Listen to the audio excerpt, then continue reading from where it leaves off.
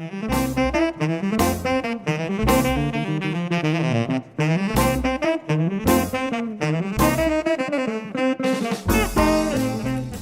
evening and welcome. It's Friday, it's 8 o'clock, and that means it's time for Buster's Virtual Jazz Club. That's right, we're live on YouTube to infinity and beyond. Welcome everybody, I hope you've had a great week and you've enjoyed a little break in the weather we're having here in London.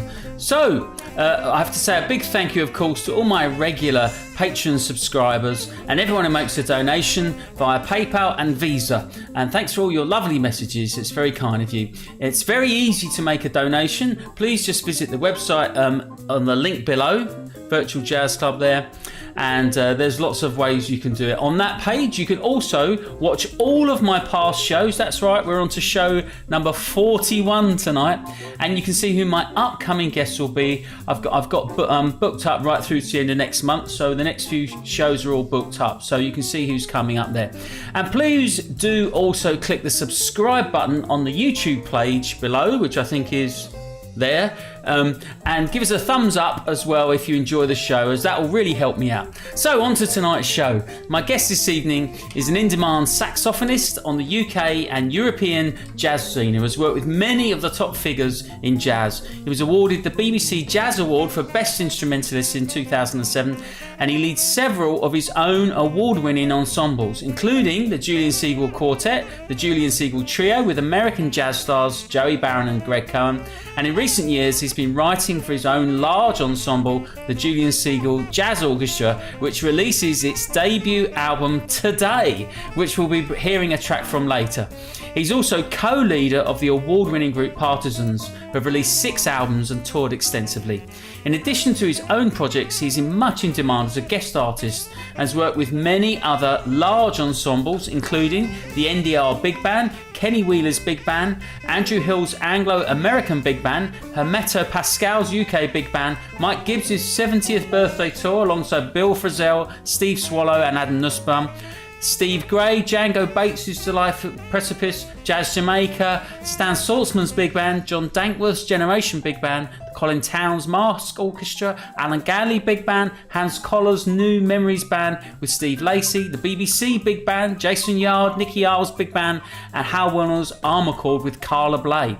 In small band settings, he has played with Django Bates, Gary Husband, Simon Purcell, Laurie Anderson, Steve Naive, Kirk Lightsey, Norma Winston, Nigel Kennedy, Robert Mitchell, Byron Wallen, Jason Palmer, Jeff Ballard, Orrin Marshall, British piano legend John Taylor's Trio and Diane Schure's European Quartet. And with singers, he's worked with many vocalists including Dame Cleo Lane, Beverly Knight, Leanne Carroll, Cleveland Watkins, Laura Kinsella, Joe Lee Wilson, Stuart Staples, Amy Winehouse, Jackie Dankworth, Juliet Roberts, Keziah Jones, Terry Walker and Christine Tobin. Wow.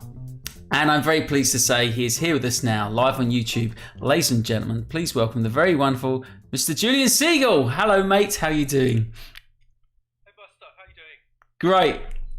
Thanks for coming on the show. It's really nice of you to give up your evening and share your time and your music with us. And wow, you've done so much, Julian. It's incredible, all the music and projects that you've been involved with. So we've only been able to pick out a few things for the show tonight, but we're going to showcase some of your different ensembles that you've led over the years. But we've got something very exciting news about this new album. But before we get onto that, I mean, it's kind of tied in with that. I usually like to start by saying, how have you kept yourself busy over the last year? So I know you've got this new album as well. So I'm assuming that's took up quite a bit of your time.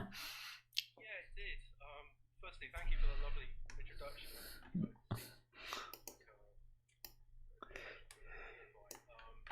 Yeah, I mean, the lockdown, like everybody was thinking, okay, now what's going to happen?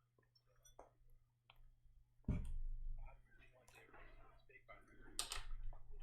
We had a tour in 2017, fantastic experience touring a band put together, and one of the nights was recording for the BBC Radio Jazz Band, and I managed to get hold of the tapes, and I've been working with him as well, Chris Lewis. Chris, yeah. It's brilliant. Basically, Chris, it's probably the last 4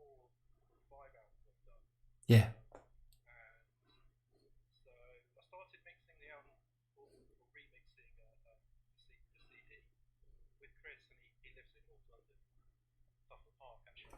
He travels a lot though, doesn't he? He's quite hard. He's around the world a lot. And then halfway through the mixing, he went to Argentina. There you go. Got stuck in Argentina with lockdown and everything. Right. So actually we mixed a lot out long distance. So amazing technology, which everybody obviously has to get into what we're doing now. You know, Yeah. long distance. So like he's got this technology called audio movers, which basically it's like sitting with him in the room and he was playing the mix to me through my speakers. So it's really unbelievable. Oh, live, like in real time. Yeah, like in real time. Oh, wow. Depending on the internet connection, so it's like a plug-in. So we could work long distance and Wow. phone up, you know, all the bandwidth taken by the there's like drums up, you know, snare down, you know, Yeah. thumbs up, everything's good, or you know.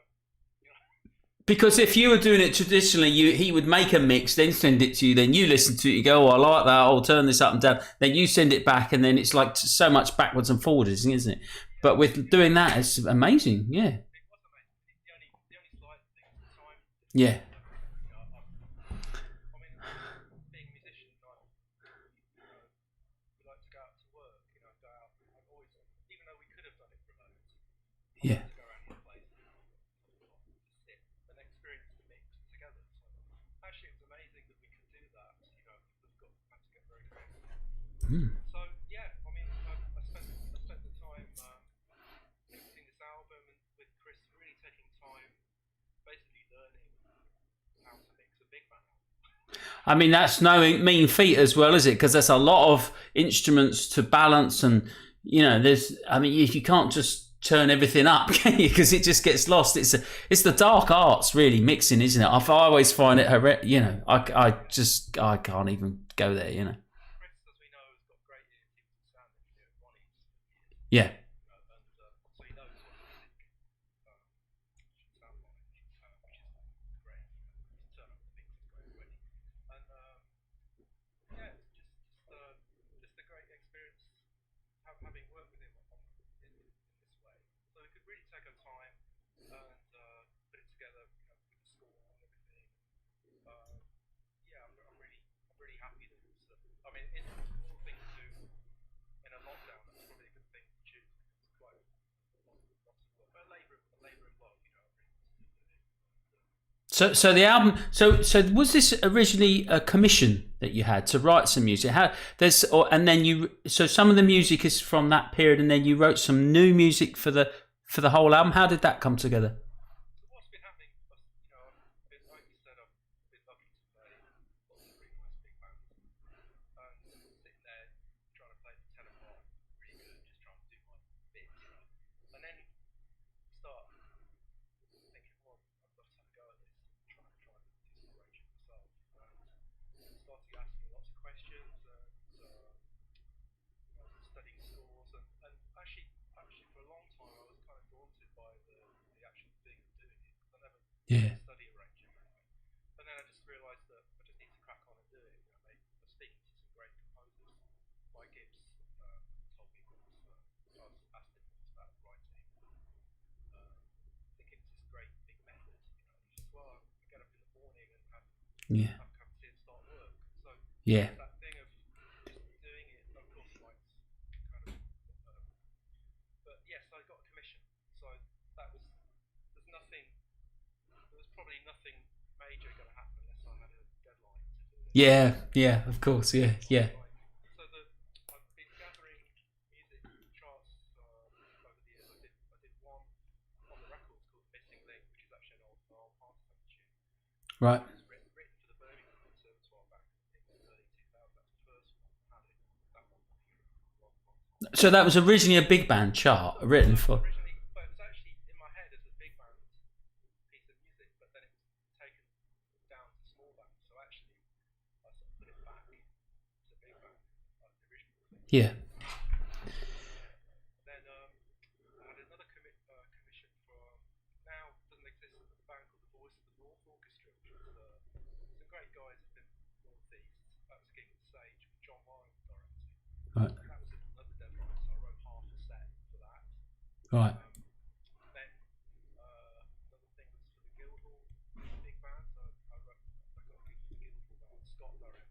Yeah. And I wrote another half set for that. So they were all arrangements for existing tunes. Yeah. I could see a way of basically giving more people to play. Oh. Then Oh, mate, I'm sorry. We've got a problem with the sound. Ah, gosh. We've got a problem with the sound. I think I know what it is. Oh, I don't believe this. Okay. I'm holding the thought. That's my fault. I'm sorry, folks. I had a button not pressed. So, oh, crikey. I've just seen all the questions. Rewind. Right, okay, should we start again? Oh, my goodness. Cut a long story short. What was the question? I'm so sorry, mate. I'm so sorry. Oh, God, I've done...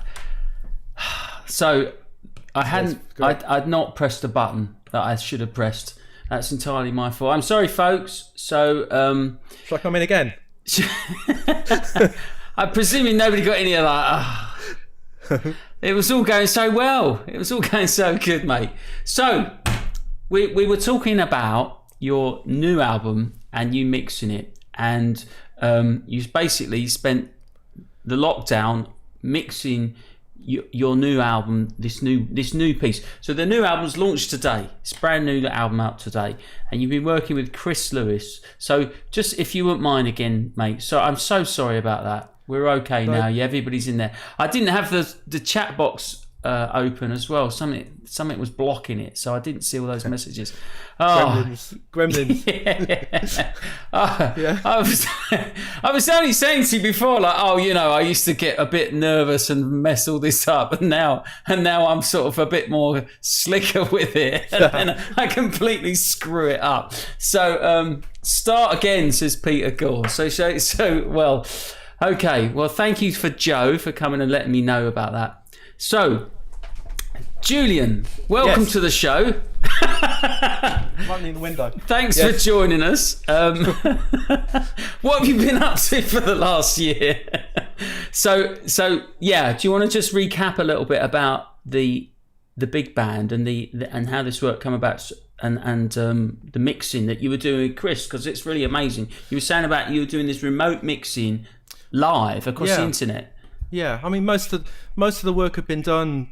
Chris was in London, and I could just go around his house and. With mixing, you have a reference. I know what the music sounds like at Chris's, and I come home and I know what it sounds like, and I know what to say.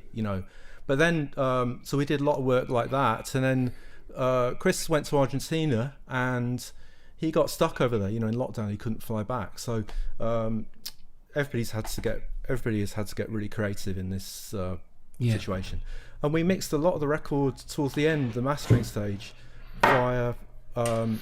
Remote. So he's in Argentina playing me the mixes as if the first time he did it I just thought it sounded absolutely incredible, just like being at his place with the same kind of sound quality coming out the speakers. So the whole bandwidth was used up by the mix, so we were just like doing hand signals on his phone, like cut, or on a bit of paper, drums up, or drums down, or whatever. And lots of long distance. So I mean, he's so brilliant, Chris. Anyway, like you've done stuff with him as well. Chris Lewis, yeah. So he recorded. We recorded the last last two albums with him. Certainly last two, maybe all three with Alison's band.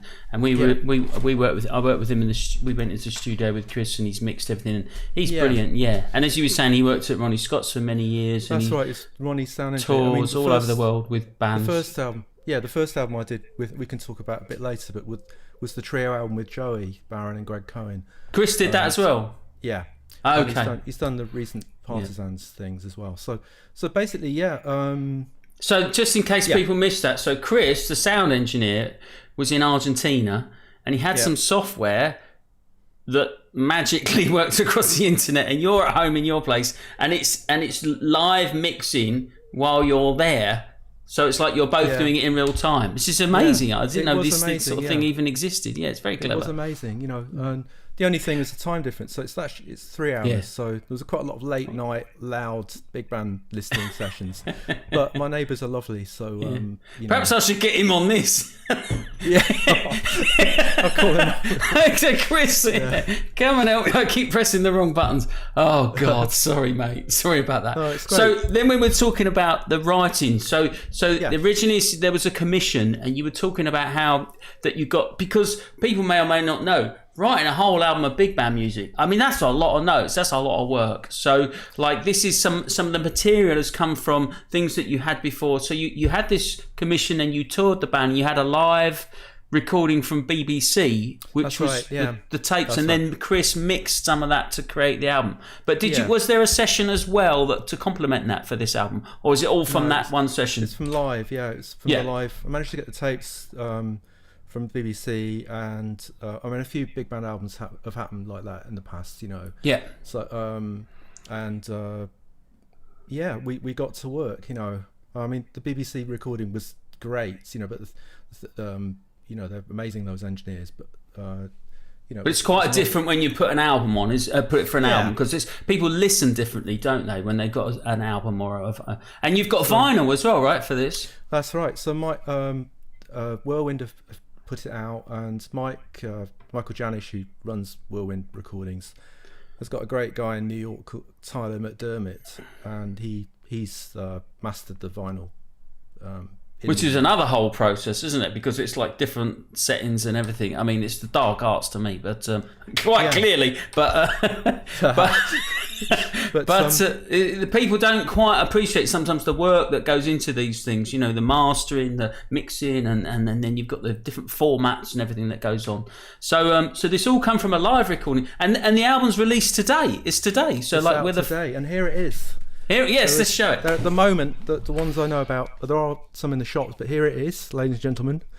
That's yeah. It's a big day. Tales from the Jacquard. I'm really happy that it's happened. And, well, look, shall we play a bit and then we'll come back and talk, because there's some very interesting stories about how the music came about and how and what inspired you to write the music. This is very interesting. So let's just play a track. So this is one of the tracks from the album. The album is called Tales from is it the Jacquard or Jacquard? Tales from the Jacquard. Tales from the Jacquard. And yeah, I'll try and explain as much as I can. We'll tell after this, after we hear it. And so we're going to hear one of the tracks, which is Jacquard Blues. It was recorded live by the BBC, and it's been remixed and mastered and was launched out today. And the links are below if you want to get it on SoundCloud. It's out today on SoundCloud. The link's below. So this is Jacquard Blues.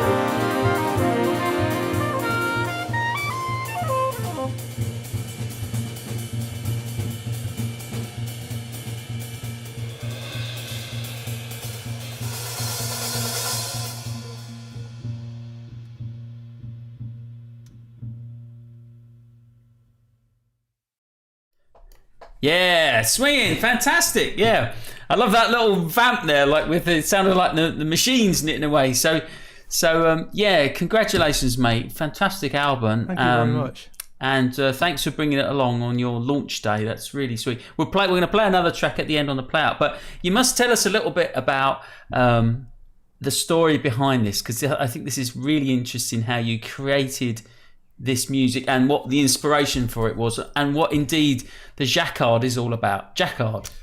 Well, okay, I'll try and keep it cut long story short, or make a short story long. The commission, there was a commission from Jeff Wright and Derby Jazz. Basically, Derby Jazz have been a fantastic supporter of the music scene. There's some great arts organisations, particularly as I'm from Nottingham, and we talk about Phil Robson, Partisans. He's from Derby, and so Jeff heard that I was talking about trying to get a big band together, and he said, "Okay, we're gonna put in application and for a tour, and we want to commission you to write a piece. But the only thing we would say is it's got to have a East Midlands theme." Right. So I thought that I would write something about my parents' lace business, which and there's a particular object that I'd seen as part of that business. I used to go to the factory with my dad and see all the lace machines, and they made a fantastic sound, and there was some of these cards knocking around, which is one of these. So this is an actual Jacquard card that was I can explain to you in my layman's terms as far as I understand it, because I remember my dad sat me down when I was probably 16, 17 and said, "Okay, what are you going to do? You can come into the lace business," and it was too late. He knew I was going to be a musician. I'd got the disease. You'd been infected by then. Yeah. So and he was also a huge music lover, and he loved big bands, and he was actually a singer pre-war. There's a bit of history there, but so these cards, they almost look like piano roll, and if there's some photographs that on the slideshow, and there's one of there's a factory in Nottingham or Derby that I was lucky enough. It's one of the. Let me start that sentence again. It's one of the. It's been running for over 200 years. This factory called Cluny Lace, and they said I was allowed to go and visit the factory to do some research, and the easiest way to understand the actual process is to actually go and watch the machines, because they're amazing machines, beautiful. If you get a second, ladies and gentlemen, I've got a YouTube channel, Julian Siegel Music, and there's a video of the lace factory and the machines on there. But basically, cut a long story short, the draftsman designs a pattern freehand, then that gets put on a grid, gets turned into numbers, and then there's one gentleman at the factory who creates these punch cards which are actually putting the pattern. It's like early computing, digital. So this is the actual lace pattern in binary. Then this, on two big rolls of patterns, gets sent by this floor-standing Jacquard machine, and I think it's Joseph Marie Jacquard invented the Jacquard, which mechanized weaving. And this is old technology. This is old technology, like 100 odd years ago. So all stuff about the Luddites and everything, comes from that era. Amazing. So there was a whole. But very sophisticated, especially for its time. Yeah. So this is actually it looks rhythmic. The first thing I thought, how am I going to use this card to write music from? It looks rhythmic, but also it's got numbers. Now I don't know if it's on this sheet. If you see that, so I'm giving you a maths lesson, but see those numbers there? Oh yeah. On the end. Yeah. They're actually different size pins. That it makes the bars on the big lace machine go up and down, so that it stitches or not. So as soon as you got into numbers, then it's melody. So I remember sitting outside the factory when I got permission to visit at Cluny Lace, and I thought I had no idea what was going to happen. It was really daunting, a lot of responsibility, especially with the family thing, and I hope I do this good. Yeah. And they were great there. And then just hanging with this card, I drew the dots. I worked out where things happen or not. And when I found the numbers in the card, then it's a melody. So you mean by that the numbers are relate to a pitch in a scale? Yeah. So I just imagine the first bit. Actually, the piece is it was split up on the CD, but it's actually a 32-minute long piece of music. I don't know. It's best it's been split up into segment. On the vinyl, it's one side and then a bit on the second side. Like a symphony. It's just as long. I took 2 months off stuff, and I wrote. I didn't take gigs on then. It was a fantastic period because of the commission. I could do it, Well, that's the beauty of a commission, isn't it? That's what they're for, So and also the deadline and having a bunch of people in the big band looking at you like, oh, you got to have some music to bring. So I took the card and the lace pattern and I made it go into musical code rather than lace machine code. So the first section of the piece was it's quite technical. In fact, on my website there's 2 blogs I had to write for the composition for the Arts Council, and actually on the CD it comes with a 12-page booklet, which is that written and so out. That explains all those graphics and at the bottom there. Those are the template. You just get the CD. Yeah, and it's all in here, like exactly. Look at that. What I did. I mean, it's like the Enigma machine or something, or like some kind of Whirlwind did that, and yeah. But then I also said that I think we talked one time about where does the writing stop, and how does a jazz composer, where do you stop? And it sounds like a lot of maths at the moment, but they were just starting points. So exactly. I knew, I heard one thing that was great in this project was I knew who I was writing for. I had a band in mind, and I booked the band, so I knew this first solo in this section is going to be Klaus Stotter, invited over from NDR Big Band, fantastic trumpet player. On that thing you played, the Jacquard blues, it's actually a 12-bar blues with this rhythm written out over the top of it. So it's exactly that. So that little vamp at the end there is the machine. Oh right. The rhythm of the phrase. That's the actual code from the machine. It's fantastic, amazing. And that was written for Henry blows on that, and then Henry Lowther. Well, look, let's name check the band because it's a stellar lineup you've got there. So Nick Smart conducting, Tom Walsh, Percy Purseglove, Henry Lowther, and Klaus Stotter on trumpets. Mark Nightingale, Trevor Myers and Henry Brown trombones, Richard Henry bass trombone, Mike Chillingworth and Jason Yard on alto saxophones, Stan Saltzman, Tory Freestone tenor saxophones and flute, Gemma Moore, baritone sax, bass clarinet, and the rhythm section, Mike Outram, Liam Noble, Ollie Hayhurst, and Gene Calderozzo, who featured on the drums there, and as you mentioned, Henry Lowther on that trumpet solo. Fantastic band. I mean, wow. I mean, I thought, about who I wanted to be in the band, and basically, I've had music is about long-term partnerships and relationships. You hear people develop over, basically, there's reasons why everybody's in the band. They're all fantastic players, but for example, Stan, it was a big honour to get him to do it. But writing music and getting a band together, you can return a favour. Somebody books you can book them. So Stan booked me for his big band in 2000, birthdays. Yeah. And so I really wanted to get Stan. I've played lots with Henry in his bands, and Jason Yard, somebody else I've worked with a lot over the years in his band, Acoustastic Bombastic, which is a great name for a band. And so I really wanted Jason to be in it, and there's all different connections in the band. So. And of course, and we've talked about this before, as a jazz composer and particularly as an arranger for something like this, when you're arranging, if you know the musicians that are going to be there, you're kind of picking the parts, and are you hearing them when you're kind of like at this point of writing, you're hearing, that so and so would sound nice there and that sound nice there, and you're not just writing for trumpet and tenor, are you? You're writing for Henry and Stan, Well, I wanted to create some spaces for improvisation, so as a jazz composer, you write something to set up like a vehicle for something. Yeah. So, each of those, each player in the band is a composer in their own right.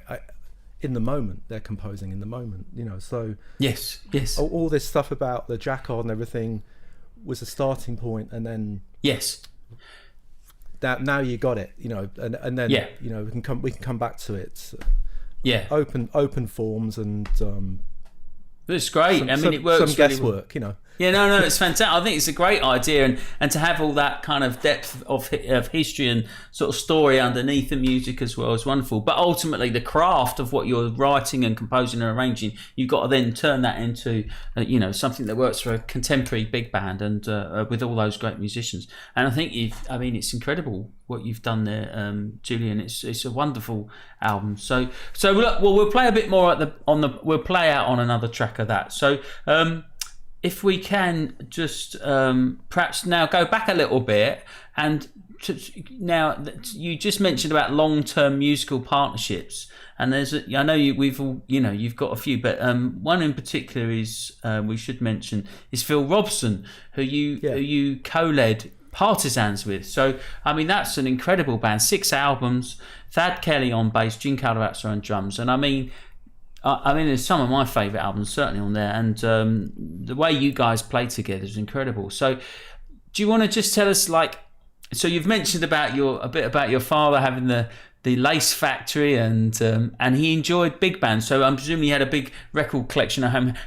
What was the sort of first thing you did, and then perhaps I know you were also in.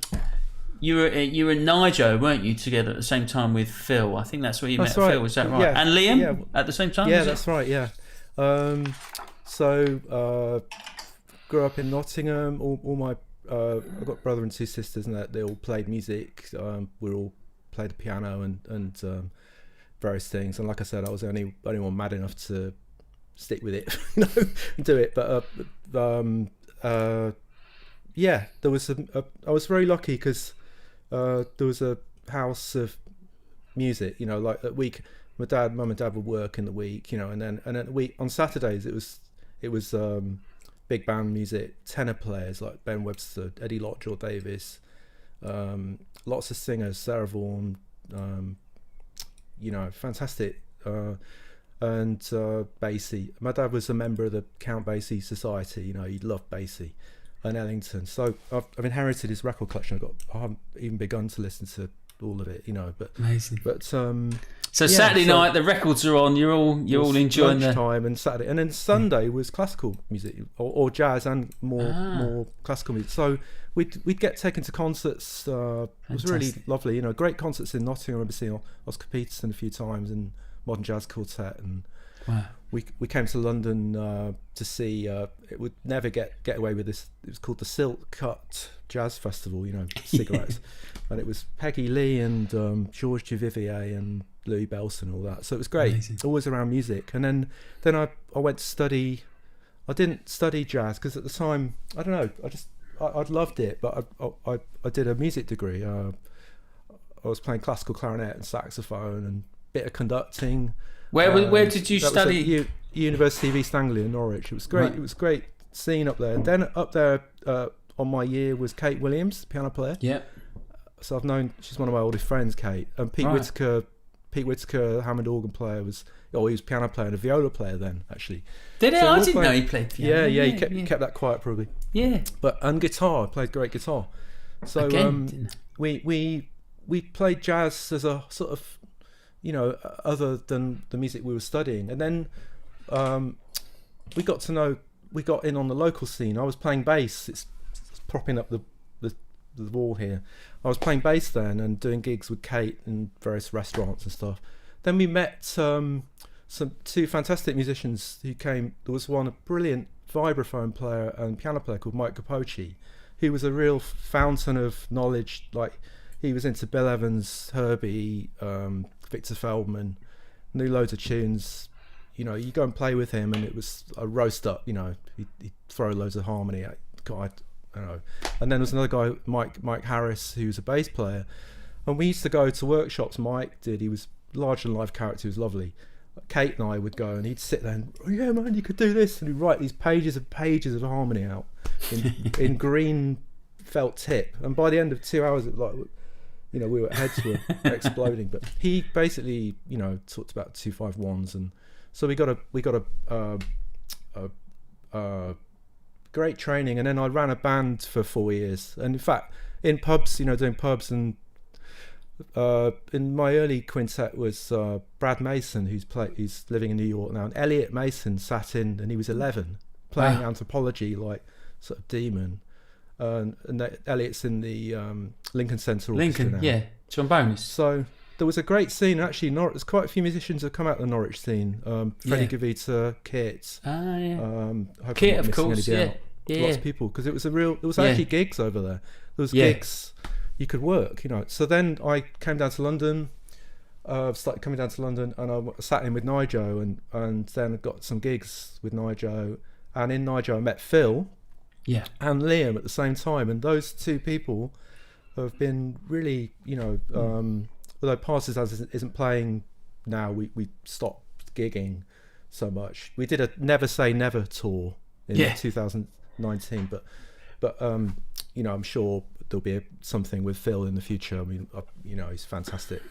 Because Phil's in New York now, isn't he? So I'm assuming that's hard to get together. Yeah, and but Liam and Phil both, you know, stuck with played with these fantastic musicians, you know, since then. So those early connections are really, really important, you know. And I've been talking a lot now. But, well, look, let's play a track. So,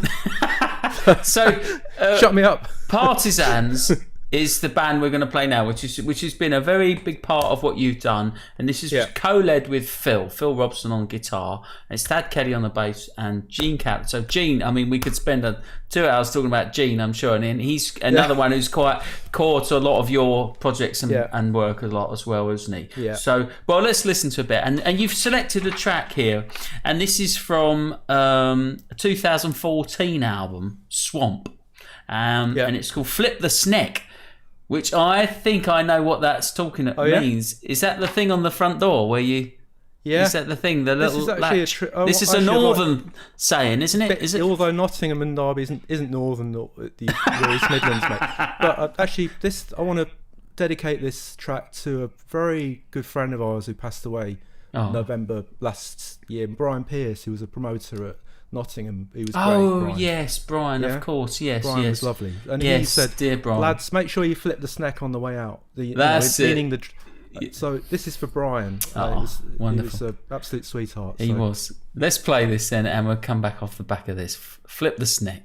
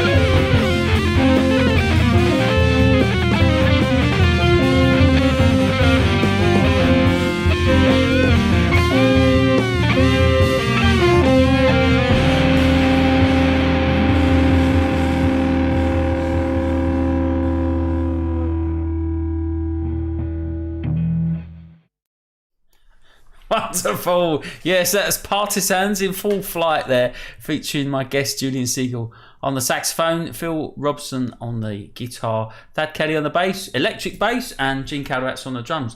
Yeah, I mean, what a great band. And we were just chatting. One thing that always strikes me about this group particularly is the sort of sense of fun that you have with it. I mean, it's incredibly challenging music to play, but it just sounds amazing. But it always sounds like you're sort of egging each other on, and that because it can go anywhere at any point, and there's this real sense of excitement, but also joy. You feel like you just seem like you're all just having such a lot of fun, basically when you're playing. That's really nice. Yeah, that's it really nice comes across to me. Yeah, when I hear that. Oh, well, yeah. I mean, it's scary when the first time the band stops and it's basically that thing of anything can happen. At any time, sort of thing. So yeah, there's always lots of surprises with that. And it's interesting because it's a quartet, but you've got the electric bass as opposed to the double bass, which is gives it again. I think there's a different sort of quality to that sound. It sort of cuts through, and it's got a little, especially for the more rhythmic things, it's got more kind of on the front end of the note on the electric bass. If that makes there's a sort of clarity, isn't there? Where if it's very rhythmic, it can it can sort of really groove, can't it? And then with the guitar, that's got a different palette from the piano with all the range of sounds, and where he starts off there and then he's really just shredding at the end. You can really, it can go in a lot of directions, can't it? It can have a lot of different kind of colours to the music. I mean, that band started when there was lots of guitar bands in vogue.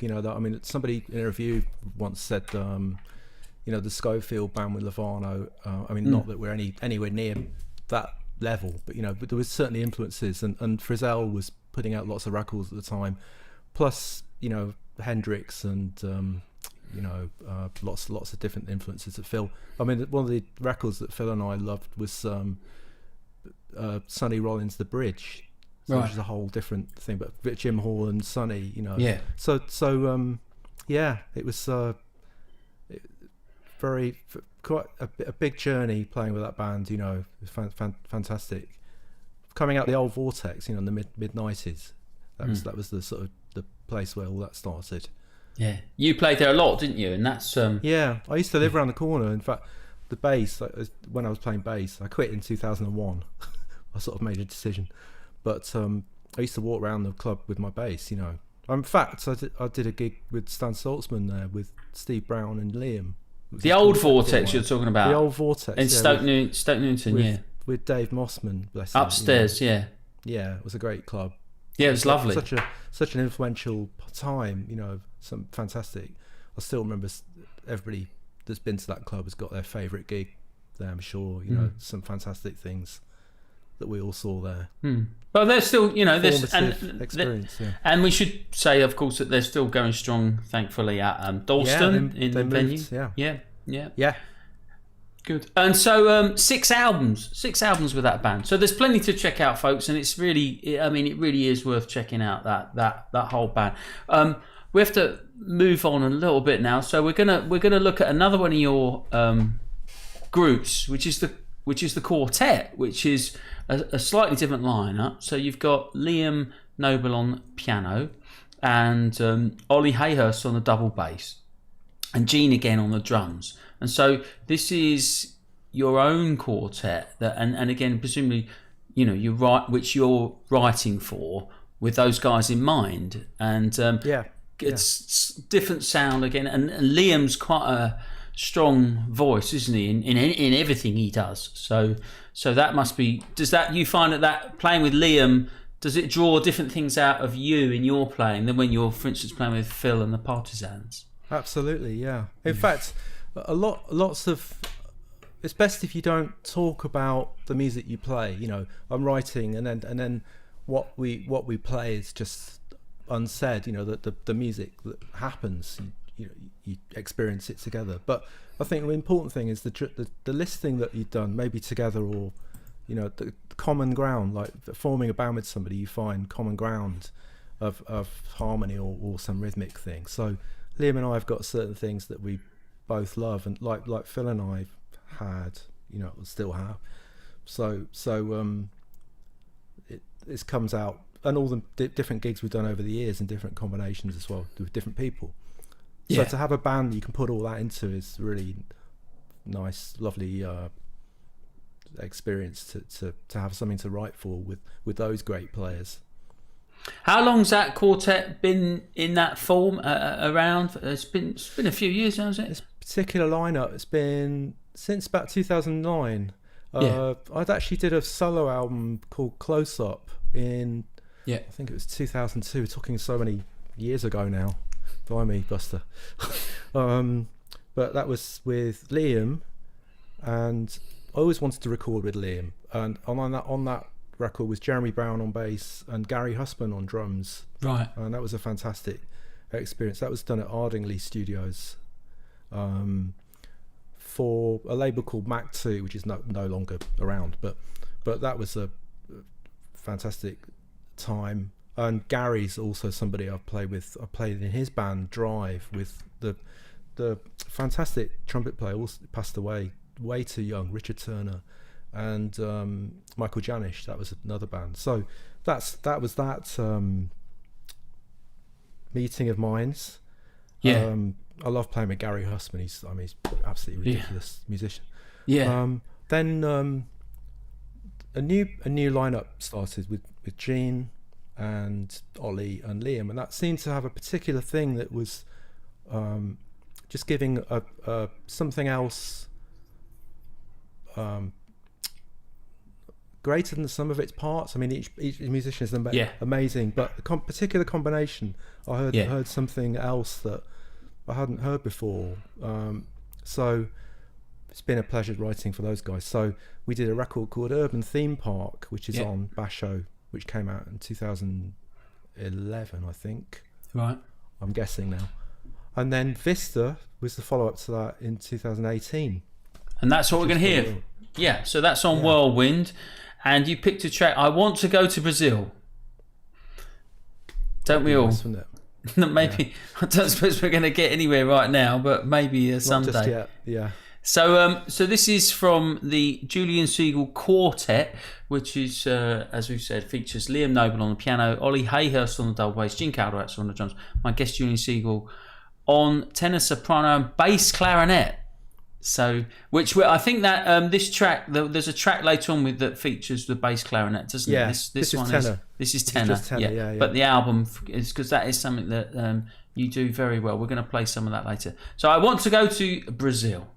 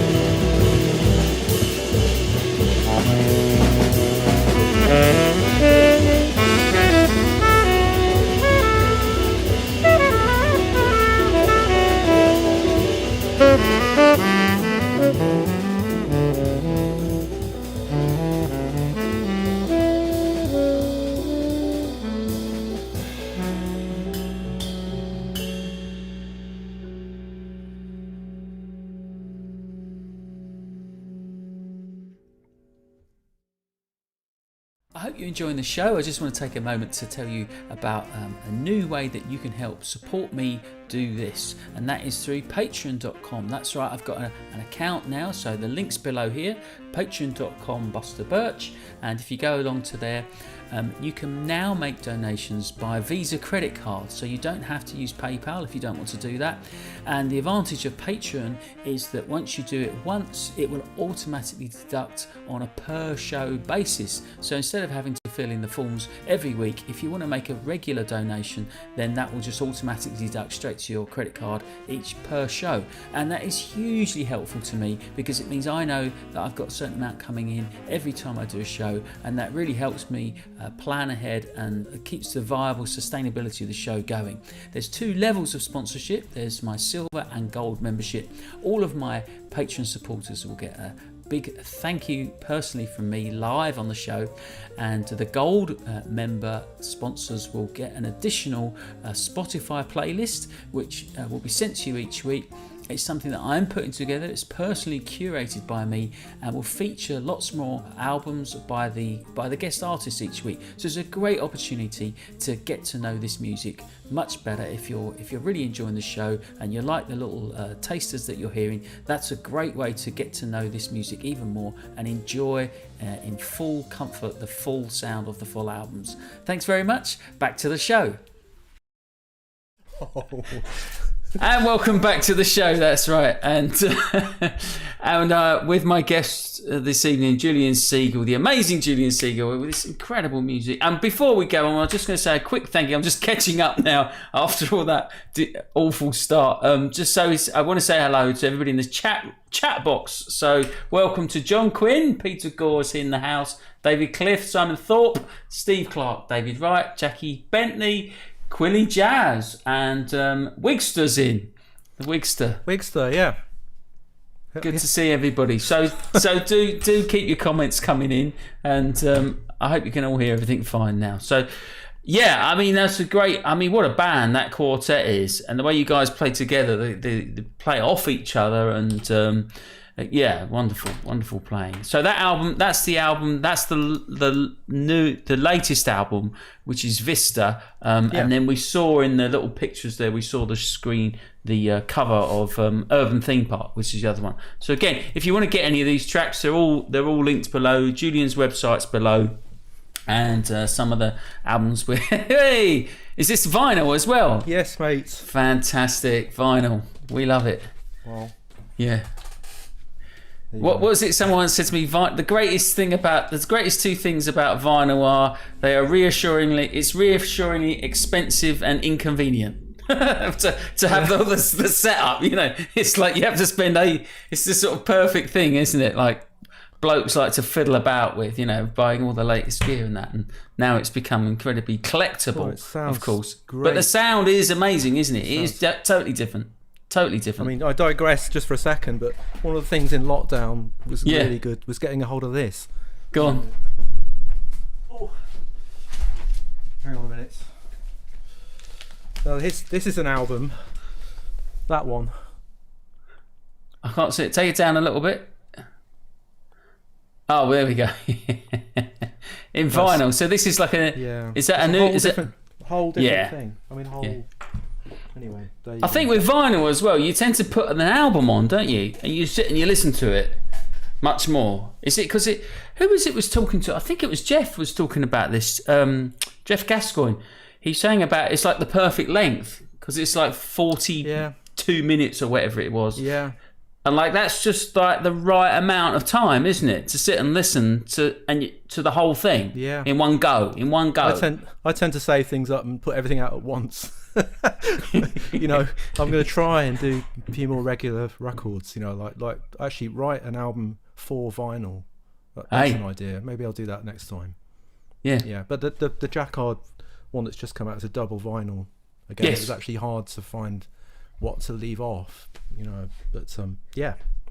Well, the new record with Alison's band is 3 sides of vinyl.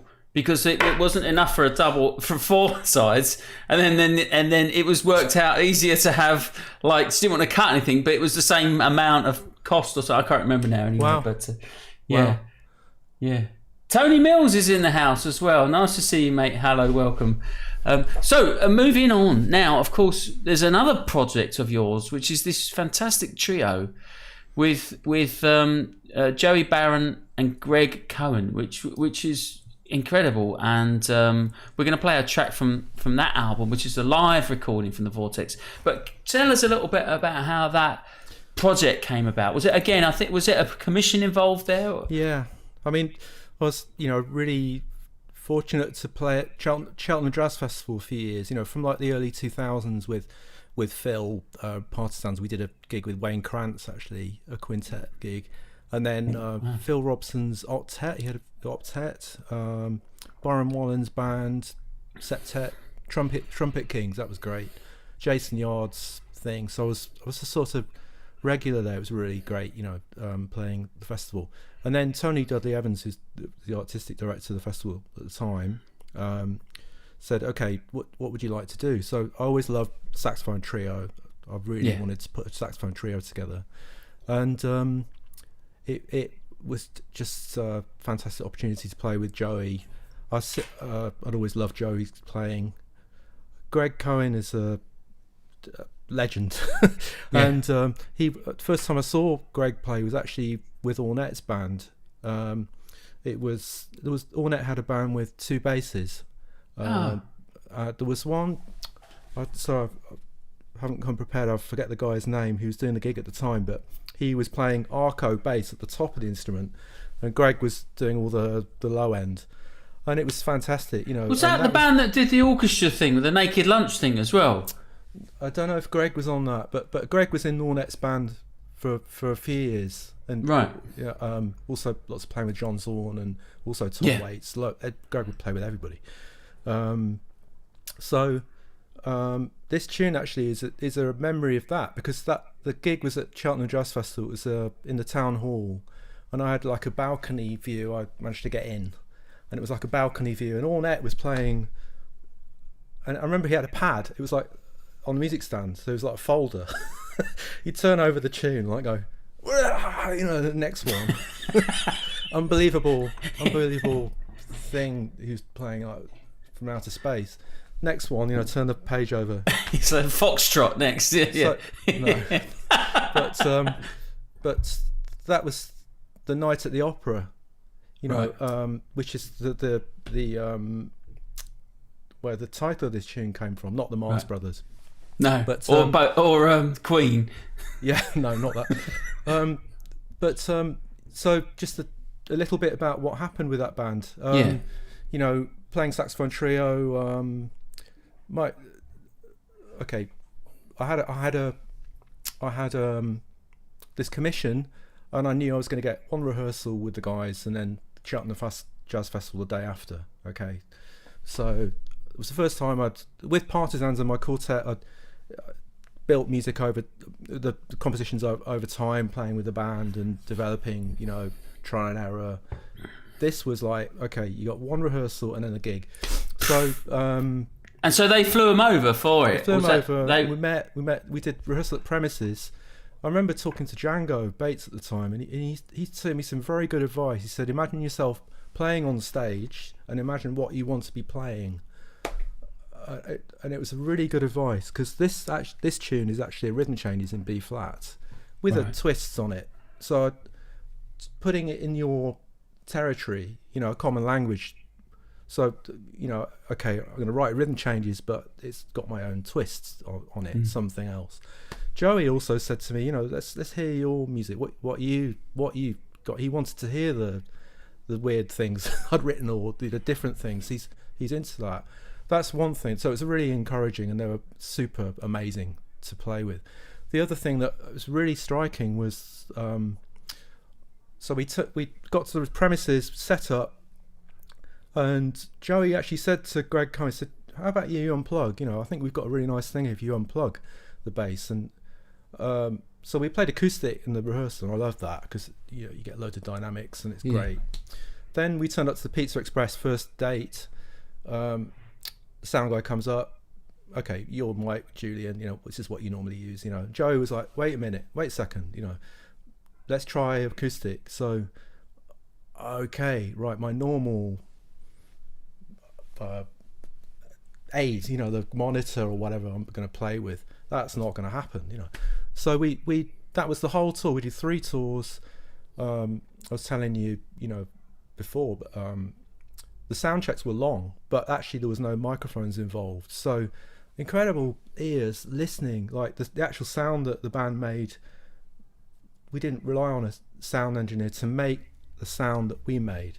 You know, there were sound engineers there. The only time that we did actually do anything was mic the whole band up. Put a couple of mics in front of the whole band.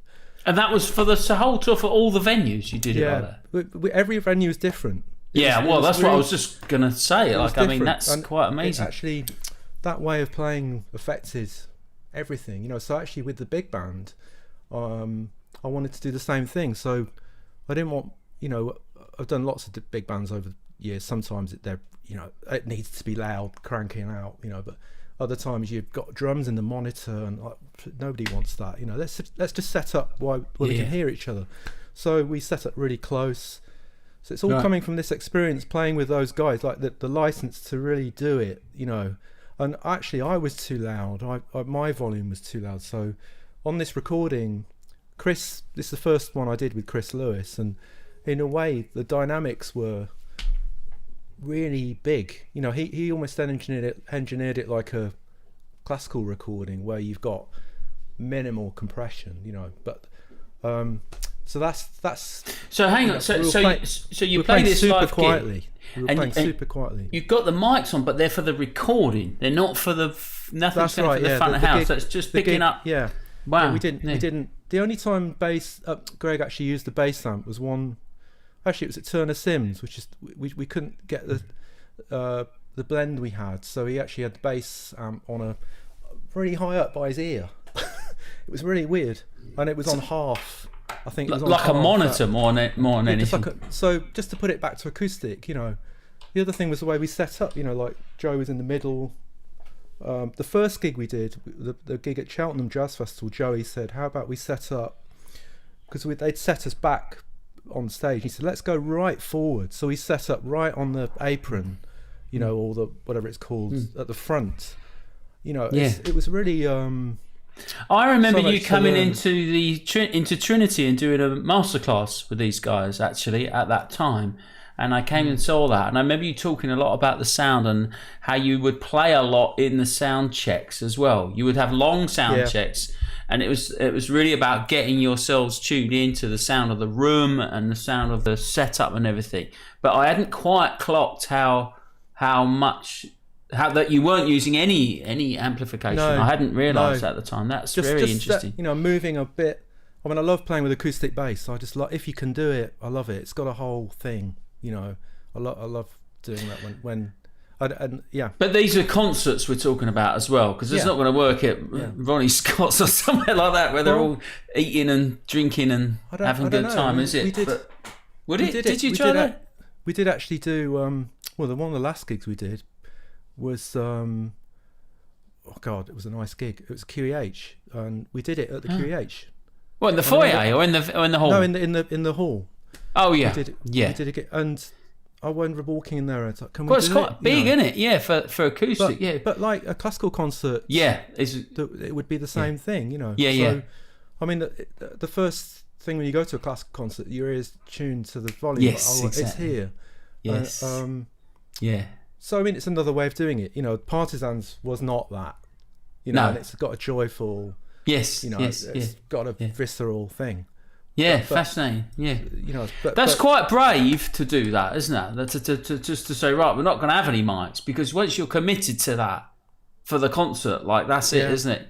You're committed, aren't you? They can't run on halfway and start plugging things in. It's like this is how it's going to be. You got to really make that choice. I think that's really interesting. That's quite big. Volume it's not intensity. In this case, it's. I mean, there's the most swinging drummer, one of the most swinging drummers on the planet. And Greg, it's actually the content of what they play and the musicality of what they play. Yes, there's always incredible. a turning that he goes off on a direction, and you just don't expect it to go there. So it was a real play. I hope we're going to do some more. I hope so. Yes, I really hope so. I hope so too. So this is from the album Live at the Vortex. It's on Basho Records of 2008 recording. This is Night at the Opera with my guest Julian Siegel, trio with Joey Barron on the drums and Greg Cohen on the bass. Let's hear this track.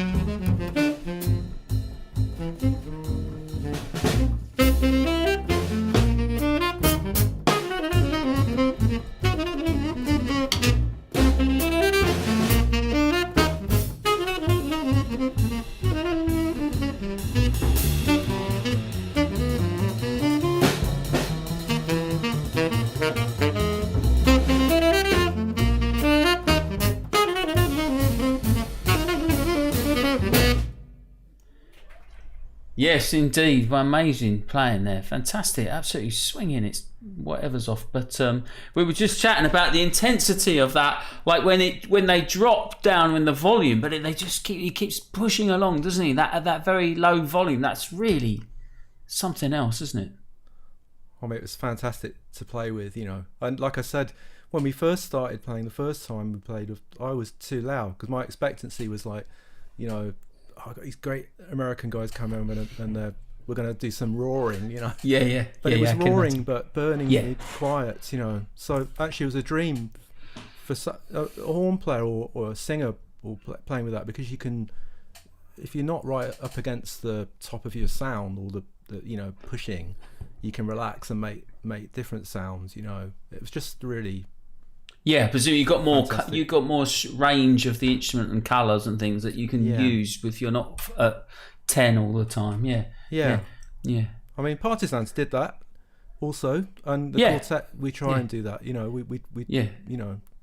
Oh, there's a lot of dynamics in all this music. It's just that was what struck me there when they're playing very quiet like that and with that real intensity. Paul Dinage has said, was it Tony Falanga on the Arco bass? With Greg Cohen, yes. Good one, Paul. Well spotted. Thank you.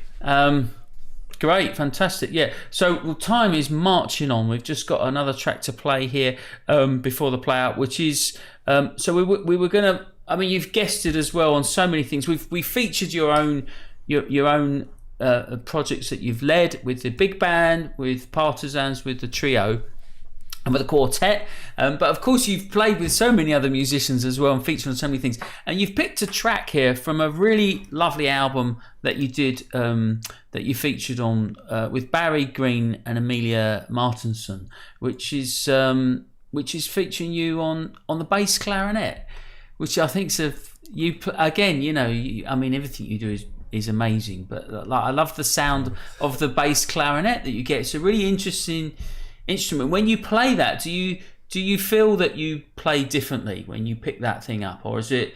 I mean, obviously you play differently to the sax, but do you find like you actually play different kind of lines and phrases, or is it just the sound that's different? Yeah, it's like a sort of random note generator. No. I mean, it's. But I mean, like the language of music is there. But do you find that like it's a different feeling? Well, the thing to start, clarinet. I did start on clarinets and, normal soprano clarinet. So it's got a whole thing in itself. I mean, I love bass clarinet. When I was in a youth band in Nottingham, actually, the band said, "Okay, play this." I got this massive case and it was a E flat contralto clarinet. I thought, great, this is so weird, beautiful thing, rosewood. So I played that in this concert band.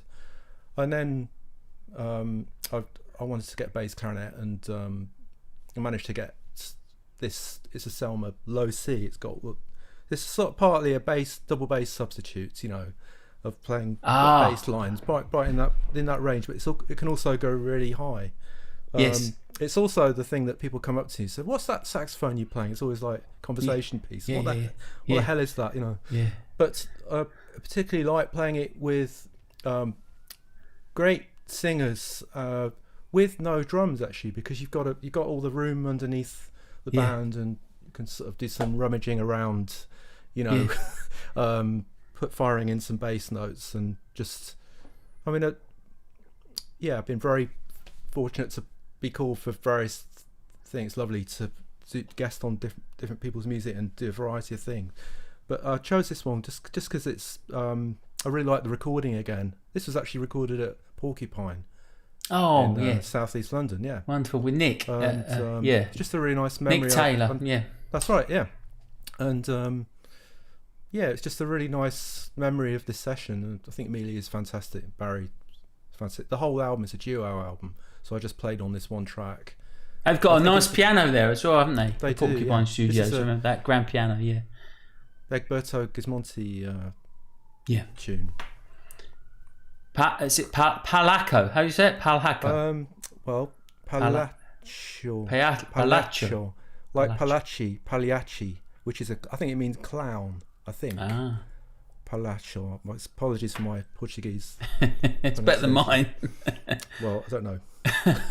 Okay, well, let's play this track. And so this is from an album called And So It Goes. It's on the Babel label from 2012. And here we go.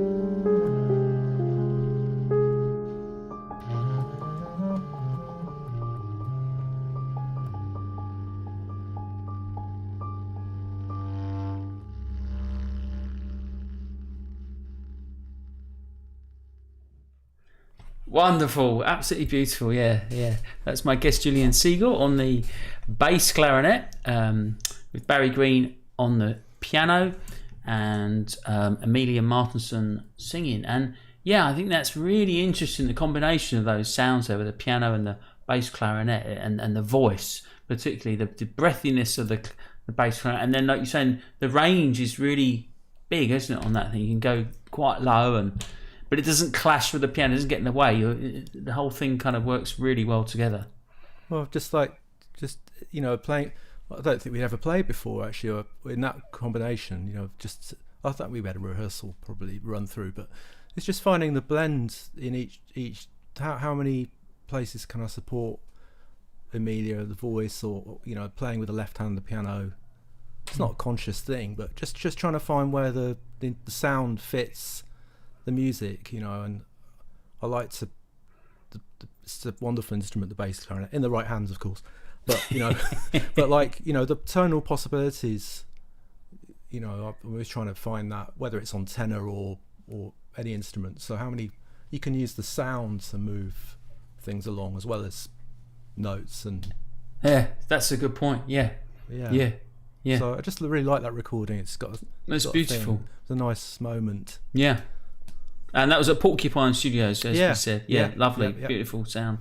Great job there. Well, mate, we've the time has marched on, and we've run over a little bit again. And I'm sorry, we've really had the gremlins in the machine tonight. So perhaps I'll have to give Chris Lewis a call and sort them out. Oh, Peter Gore, by the way, said he's purchased your new double vinyl album and the CD from Bandcamp. So thank you, Peter, much appreciated. And if anyone's interested in the tracks, then the Bandcamp links are below. If you go to Julian's website, you can find out more. So that just leaves us to say thank you very much to everybody for tuning in and checking out the live show. And thank you to my guest, Julian. It's been smashing, mate. It's been absolutely wonderful chatting to you about music, and thank you for sharing all your music with us tonight. There's so much you've done. It's absolutely amazing that your output and the level that you worked at with all these great albums you've made. So it's just a taste, but there's some really beautiful music there. So thank you. And John Quinn says so many great things Julian has played on. He loved the trio with John Taylor, of course, and Diana Torto, and he last saw you in Sheffield. So thanks, mate. It's been fun. My pleasure, Mark. Thank you so much for asking, and great you're doing this. It's great. Keep up the good work. Yeah, fantastic. Great. Thanks for having me on. No, it's great. Well, thank you for coming on the show. Yes, and next week, folks, we've got Andy Klinder, great bass player, and he's got some great tracks and videos for us as well. So he's been on some amazing things. So we're going to play out now. We're going to say goodbye. We're going to play out with another track from the new album. So it's launched today. This is brand new recording, which is just live today. Tales from the Jacquard. And absolutely fascinating story there about how that music's created. So we're going to play out with that, and just say thanks again for everyone. Thanks for tuning in, and if you have enjoyed the music, then please do consider a donation. It's very much appreciated at the moment. And don't forget to subscribe on the YouTube channel down there, and give us a thumbs up if you like the video. Thanks everyone. Thanks, mate. See you soon. Take care. Good night. Thanks a lot.